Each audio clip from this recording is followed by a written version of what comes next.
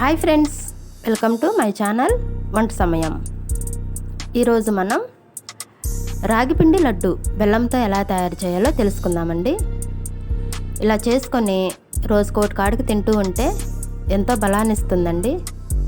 అలాగే టేస్ట్ కూడా చాలా బాగుంటుంది.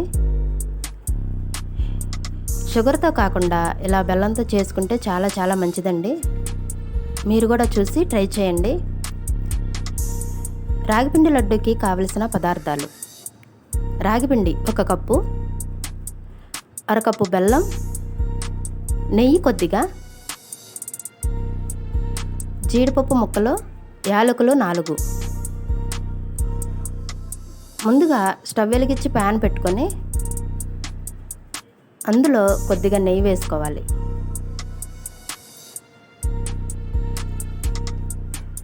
వేడయ్యాక జీడిపప్పు వేసుకొని వేయించుకోవాలి. జీడిపప్పు ఆప్షనల్ అండి, వద్దనుకుంటే స్కిప్ చేయొచ్చు.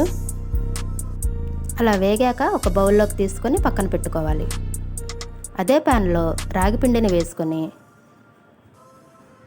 స్టవ్ లో ఫ్లేమ్లో పెట్టుకొని దగ్గరుండి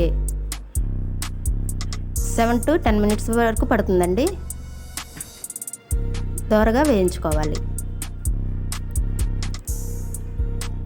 అలా వేగాక పక్కన పెట్టుకొని మరొక ప్యాన్ పెట్టుకొని అందులో నలకొట్టుకున్న బెల్లం వేసుకొని కొద్దిగా వాటర్ పోసుకొని, పాకంతో పని లేదండి, జస్ట్ అలా కరిగితే చాలు బెల్లం. ఇలా కరిగాక వడకట్టుకోవాలి. ఇలా వడకట్టుకోవటం వల్ల ఇసుక రాళ్ళు రాకుండా ఉంటాయండి.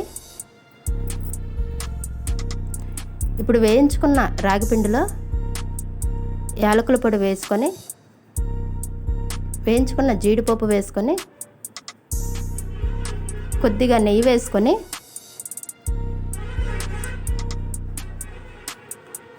ఒకసారి కలుపుకోవాలి.